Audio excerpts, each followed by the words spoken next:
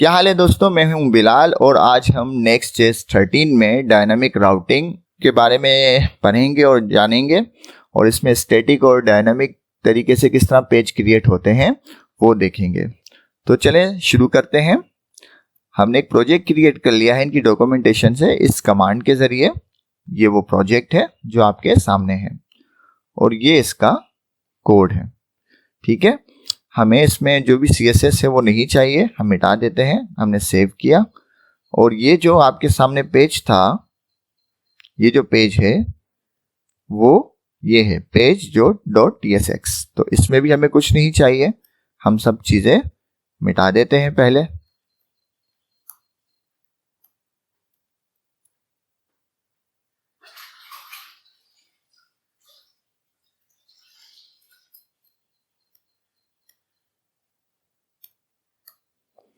और यहां पे लिख लेते हैं हेलो Next.js।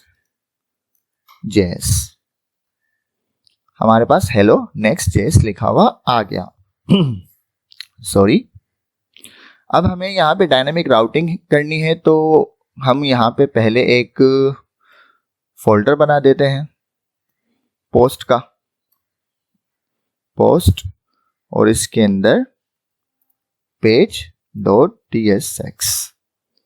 ठीक है, और यहां पर क्या कमांड थी, RAF। हाँ ठीक है,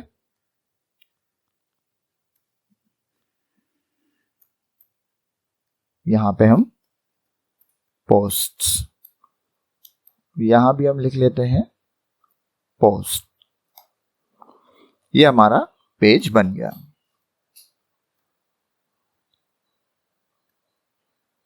अब इसे देखें कैसे, उसका क्या तरीका है कि ये पेज बन गया। हम यहां पे पोस्ट लिखेंगे /post, हमें हमारा पेज नजर आ गया। ठीक है, अब इस पे हम करते हैं काम। हमें इसके लिए कुछ डेटा रिक्वायर होता है API के जरिए। तो पहले हम फंक्शन बना देते हैं const get data। ये async फंक्शन होगा और ये हमें डेटा ला कर देगा const fetch। हमें ये डेटा फेच करेगा एक API से और वो डेटा एक रिस्पॉन्स में हम सेव कर देंगे और उस रिस्पॉन्स फेच डेटा को हम JSON में कन्वर्ट कर देंगे और रिटर्न कर देंगे। ठीक है, ये एक फंक्शन है। अब यहाँ पे हमें एक API चाहिए जिससे हमें डेटा आए। मैंने जरा सा जूम आउट कर दिया ताकि आपको क्लियर चीजें नजर आ जाए और इसको जरा सा हटा देते हैं। अब हमें एक API चाहिए। मैंने यहाँ पे एक JSON के नाम से API है ना खोली हुई है। आपको अगर नहीं मालूम तो JSON प्लेस होल्डर लिखेंगे, जो पहला लिंक आएगा आप उस पर जाएंगे। यहाँ पर आपको मुख्तलिफ API मिल जाएगी। मैं ये पहली वाली API उठा रहा हूँ जिसके अंदर 100 पोस्टें हैं। इस API को हमने कॉपी कर दिया और यहाँ पे पेस्ट कर दिया। ठीक है, यहाँ पर पेस्ट कर दिया। अब हमें const post और पोस्ट के अंदर await, हम इस फंक्शन को कॉल कर लेंगे get data।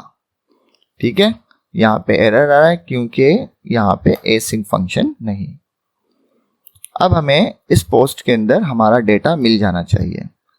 वो कैसे पता चलेगा, वो यूं पता चलेगा कि हम यहां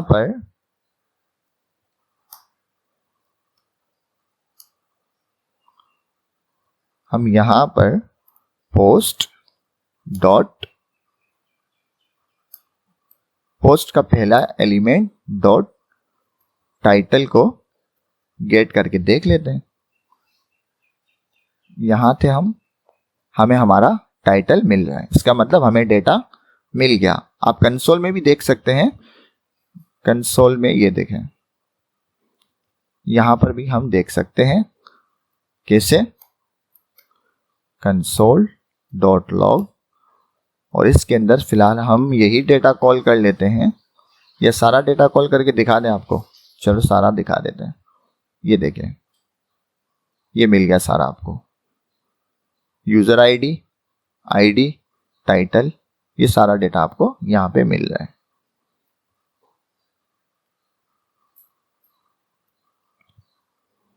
यहां पे भी चेक कर लेते हैं कंफर्म करने के लिए, यूजर आईडी, टाइटल, बॉडी, और यहां पे भी हमें देखें यूजर आईडी, टाइटल और ये बॉडी। तो हमें हमारा डेटा मिल गया। अब हम इसे यहां पर रेंडर कर देते हैं। रेंडर किस तरह होगा, वही है पोस्ट के ऊपर हम मैप चलाएंगे। मैप लेगा 2 आर्गुमेंट, आइटम, आईडी, फिलहाल इनको एनी कर देते हैं, और ये तो नंबर ही होता है, और ये रिटर्न करेगा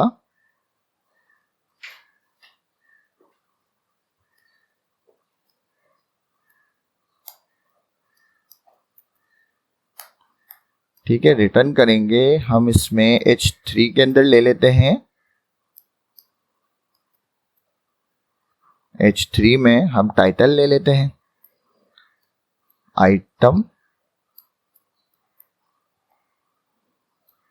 आइटम डॉट टाइटल। इसके बाद पैराग्राफ के अंदर हम ले लेते हैं आइटम डॉट बॉडी। ये सब यहां से आ रहा है, ये देखें, ये टाइटल हमने गेट कर लिया, बॉडी हमने गेट कर ली, ठीक है। और यहां पे हम ये कर लेते हैं कि इसको बैकटैग में लिखते हैं, ताकि हमें नंबर भी पता चल जाए ना। बैकटैग में लिखने के बाद यहां पर भी हम डॉलर, कहां गया dollar, ID, item dot ID और कॉलन। देखते हैं हमारे पास आ गई पोस्ट है या नहीं। हमारे पास एरर आ गया div का, फेल टू कंपाइल। div का क्यों एरर आ गया भाई, यहां पर हमने मैप जो है सही नहीं लगाया था। ये देखें, ये हमारे पास 100 पोस्टें आ गई, बहुत अच्छी चीज है नहीं। यहां पे एक और काम कर लेते हैं, हम लिंक भी लगा देते हैं। लिंक, नेक्स्ट से लिंक हमने कॉल कर लिया, href में फिलहाल हम स्ट्रिंग ही देते हैं और गो टू पोस्ट, ठीक है। टर्मिनल को हम हटा देते हैं कुछ देर के लिए, दोबारा सेव करते हैं, उसको जूम भी कर देते हैं। ये देखें, जबरदस्त। अब यहां पे हमें क्या करना है कि ये जो लिंक है, लिंक में हम देंगे /post। हमने क्या लिंक बनाया था, पोस्ट। अब पोस्ट के बाद हम चाह रहे हैं हम स्लैश लगाएं तो हमें अपनी इंडिविजुअल पोस्ट भी मिल जाए। तो स्लैश हम यहां पर आइटम डॉट आईडी कर देते हैं, ठीक है। आइटम डॉट आईडी कर देते हैं। हमें यहाँ पे भी डेटा कुछ नहीं मिलेगा। अगर हम जाएंगे तो ये देखें, हमें सिर्फ 1 मिल रही है, क्योंकि हम 1 वाली आईडी पर गए हैं। और हम 3 वाली पे जाते हैं तो हमें यहाँ पे ये देखें 3 मिलता है। अब हम ये पेज बनाते हैं, ठीक है। ये पेज किस तरह बनाएंगे, इस पोस्ट के अंदर हम जाएंगे, इस पोस्ट के अंदर हम एक फोल्डर बनाएंगे, बल्कि हम शॉर्ट तरीका इस्तेमाल करते हैं। हम स्क्वायर ब्रैकेट में आईडी लिखेंगे स्लैश page.tsx। ठीक है, तो इन्होंने एक आईडी का फोल्डर बना दिया और आईडी के फोल्डर में हमें ये पेज उसने tsx के नाम से बना के दे दिया। अब हम क्या करते हैं, इस पेज में एक कंपोनेंट बना देते हैं। इसको फिलहाल हम दोबारा से हटा देते हैं, सेव करते हैं और इसको हम पोस्ट के नाम से जानेंगे, पोस्ट। ठीक है,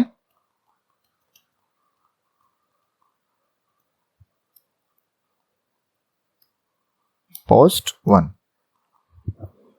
अभी हम यहां पे देखेंगे तो हमें हमारा ये पेज नजर आएगा।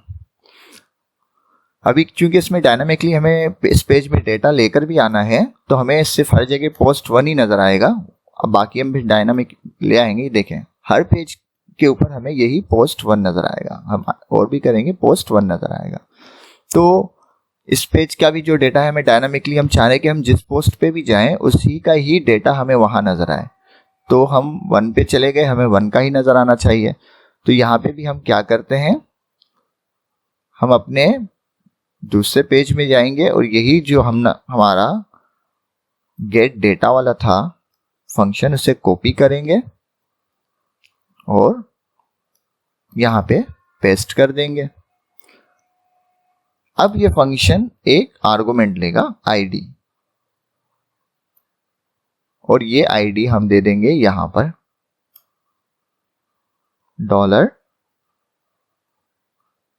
$ID। अब ये पोज एरर आ रहा है उसका टाइप का आईडी स्ट्रिंग। ठीक है, अब यहां पे हमें इंडिविजुअली एक आईडी से वो पोस्ट मिल जानी चाहिए। चेक कर लेते हैं हम, कॉन्स्ट पोस्ट और क्या था, अवेट गेट डेटा, और ये डेटा हमें एक आईडी लेगा। वो आईडी कहाँ से आएगी उससे पहले हम इसे कमेंट करते हैं या इसे एसिंग बना देते हैं, लिख लिया क्योंकि हमने ये देखें, इसे कुछ देर के लिए हम कमेंट करते हैं। और यहाँ पे हमें आईडी चाहिए। अब हमारे पास आईडी कैसे आएगी ये हमें सोचना पड़ेगा। हमारे पास आईडी आएगी यहां से, पैरम्स। ये पैरम्स से हमें आईडी मिलेगी। और ये दोबारा से एरर आ रहा है यार, ये टाइप का एरर है, बड़ा मसला करता है। पैरम्स बाय डिफॉल्ट कुछ फंक्शन हमें देता है नेक्स्ट, कि पैरम्स में आपके पास कुछ ना कुछ आएगा। ठीक है, तो हम देखते हैं क्या आएगा पैरम्स के अंदर हमारे पास। अगर हम देखें पैरम्स, हम सेव करते हैं, हम अपने टर्मिनल को सामने ले आते हैं। पैरम्स में हमारे पास ID 1 आ गई। क्यों आई, कैसे आई ID 1? ये देखें, ये रही ID 1। अगर मैं इसे बैक करता हूं, मैं 3 पे जाता हूं, तो पैरम्स में हमारे पास ID 3 आ गई। ठीक है, पैरम्स में हमारे पास ID 3 आ गई। तो हमें ID तो यहाँ पे मिल रही है। अब हम दोबारा इसे हटा देते हैं। तो यहाँ पे इस फंक्शन को हमें ID पास करनी है। ठीक है, तो इसको हम ID पास कर लेते हैं। अब हम दोबारा से इसको अपने कमेंट को खोलते हैं, इससे ID पास करते हैं। ID किस में है, पैरम्स में है, और पैरम्स के अंदर भी किस में, मैं भूल गया, पैरम्स के अंदर .id में है। तो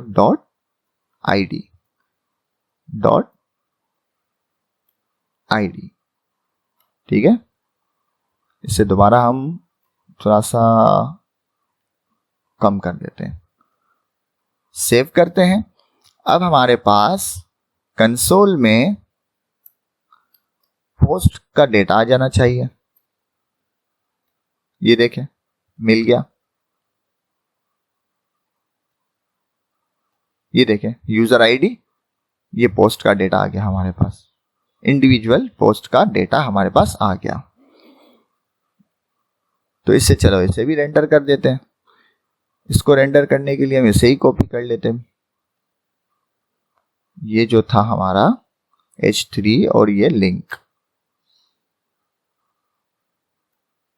इसको हमने कॉपी किया और यहां पे पेस्ट कर दिया। पर इसमें फर्क एक होगा, वो ये होगा, एक तो हमें ये आइटम नहीं चाहिए, हमें ये बॉडी भी नहीं इस तरह से नहीं चाहिए। इसको फॉर्मेटिंग कर देते ना, पहले सही नजर नहीं आ रहा। इस आइटम की जगह आ जाएगा पोस्ट, क्योंकि हमने यहाँ पे पोस्ट में स्टोर किया, यहाँ पे हम मैप नहीं चला रहे। इससे हम कंसोल को हटा देते हैं और यहाँ पे अब हमें पोस्ट डॉट टाइटल ये भी मिल गया। और गो टू पोस्ट था यहाँ पे, अब go to back, go back आ जाएगा। और गो बैक के अंदर हम क्या करेंगे, हम दोबारा पोस्ट के ऊपर चले जाएंगे। अब देखें आ गई पोस्ट हमें इंडिविजुअल। हम बैक करते हैं, अब हम 5 के अंदर जाते हैं, हमें 5 के अंदर डेटा मिल रहा है। हम दोबारा बैक करते हैं, हम 1 के अंदर जाते हैं, हमें 1 का डेटा मिल रहा है। ऊपर देखें राउटिंग भी चेंज हो रही है। तो ये तमाम हमने इस तरह से इसके स्टैटिक पेज बना दिए। देख रहे हैं कितनी खूबसूरती से मूव कर रहा है। हाय, मजा आ गया। तो कितने इजी तरीके से हमने इसे डायनामिक तरीके से राउटिंग की और उनके डायनामिक तरीके से पेजेस बनाए और उनका डेटा भी लेकर आ गए। ठीक है, इसको हम समराइज कर लेते हैं और जूम आउट करके मैं जरा सा करूंगा ताकि आपको कोड सही से नजर आ जाए। हमने क्या किया, हमने पेज, एक पोस्ट का पेज बनाया, सॉरी ये तो हमारा होम पेज है। हमने पोस्ट का एक फोल्डर बनाया, उस पेज में हमने पहले एक फंक्शन, ये हमें यहां से हटा देते हैं। हमने इस पोस्ट में एक page.tsx के नाम से एक फंक्शन यहाँ पे इसमें बनाया, जिसके अंदर हमने डेटा फेच किया और उस डेटा को हमने यहाँ पे रेंडर कर दिया। तो हमारे पास ये लिस्ट आ गई, ये लिस्ट आ गई। ठीक है, ये पोस्ट की लिस्ट आ गई। फिर हमने क्या किया, हमने इसका एक और पेज बनाया। मैंने टर्मिनल को ही बंद कर दिया, मुझे दोबारा चलाना पड़ेगा npm run div। ठीक है, ये चल गया।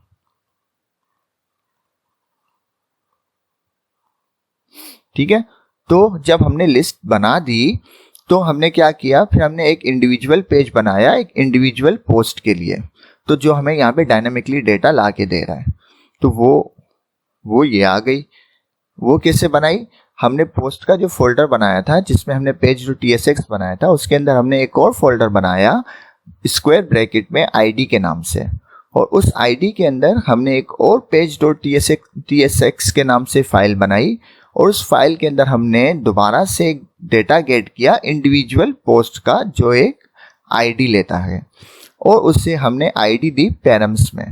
पैरम्स क्या है, पैरम्स एक बाय डिफॉल्ट नेक्स्ट का फंक्शन है, प्री डिफाइंड फंक्शन है जो हमें राउटिंग से आईडी को गेट करके, आईडी हो स्लग हो कोई भी डेटा हमें गेट करके देता है, जिससे हम अपना डायनेमिकली डेटा को गेट कर सकते हैं। तो जब हमने पैरम्स को गेट कंसोल करके देखा तो उसमें हमें आईडी मिल रही थी। कौन सी आईडी थी, जो हम यहाँ पे दे रहे हैं, ये आईडी है, ये हमें पैरम्स में मिल रही थी। तो इस आईडी को हमने अपने फंक्शन में पास कर दिया। तो फंक्शन अब हमें इंडिविजुअली पोस्ट का डेटा लाकर दे रहा था, और उस इंडिविजुअली डेटा को हमने यहाँ पे पोस्ट कर दिया। तो इस तरीके से हमारा ये वाला पेज भी कंप्लीटली बन गया। तो इस तरीके से next.js के अंदर राउटिंग होती है, डायनामिक राउटिंग बनती है और डायनामिक पेज बनाए जाते हैं। इंशाल्लाह मिलते हैं नेक्स्ट वीडियो में और कुछ और जानेंगे Next.js 13 में कि और क्या क्या नई चीज़ें आई है जिसे हम अच्छे से जान सकें। इस पर CSS आप इजीली लगा सकते हैं अगर आपको पसंद है बहुत ज़्यादा। मुझे तो इतनी नहीं पसंद, इसलिए मैं इतना CSS पे नहीं लगाता, लेकिन आपको पसंद है तो आप इसको बहुत ज़्यादा अच्छे तरीके से बना सकते हैं, इसको लुक दे सकते हैं बहुत अच्छा। कभी मौका मिला तो आपके साथ बैठ के वो भी करेंगे। फिलहाल के लिए हमारा मकसद सिर्फ यही था कि इसमें डायनामिक राउटिंग और डायनामिक तरीके से पेज किस तरह से बनते हैं वो था। और नेक्स्ट वीडियो में हम और भी जानेंगे। इसके अंदर लोडिंग है, एरर हैंडलिंग है और स्टैटिक पेज है और डायनामिक पेज भी होते हैं। डायनामिक तरीके से भी डेटा आता है और स्टैटिक डेटा भी किस तरह से रखा जाता है वो भी हम पढ़ेंगे और एक्सप्लोर करेंगे। ठीक है, मिलते हैं नेक्स्ट वीडियो में। अपना ख्याल रखिएगा। अल्लाह हाफिज़।